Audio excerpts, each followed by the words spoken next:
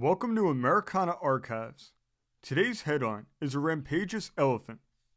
It says, information received here in Richmond, Virginia from Charlotte, North Carolina, states that upon the arrivals of John Robinson's circus there yesterday, a scene of great excitement ensued, consequent upon the bad temper and escape of Chief, the largest and most powerful of the elephants.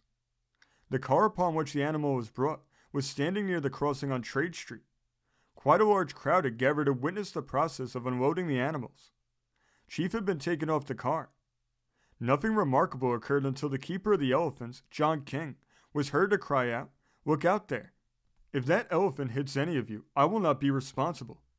Almost immediately after giving this warning, King, who was a powerfully built man, stepped around the chief's head and was in the act of turning him around when the people heard him call the animal by name in what they regarded as a frightened tone.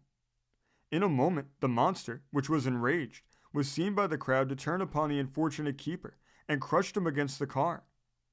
King sank to the ground without a groan, and the attendants who were with him fled in terror and dismay.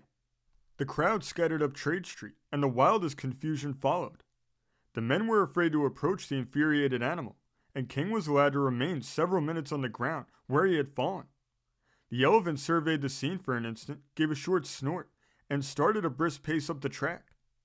As soon as he was out of reach, King was picked up, apparently lifeless, and carried across the street to a barber shop where several doctors were summoned. In the meantime, the elephant continued up the track, and the report getting abroad that he was loose in the street, the excitement increased. The crowd, which first collected about the crossing and the door of the shop into which King had been carried, scattered up the street, and all sorts of reports were afloat.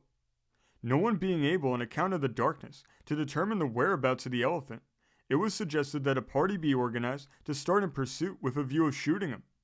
But before any party could be formed, it was learned that the circus men were following him and would no doubt succeed in capturing him.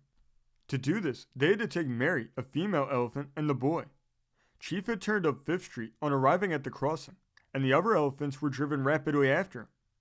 On arriving at Urian Street, he stopped for a moment, and then went directly across to Church Street, where he was secured by being chained to 2 other elephants.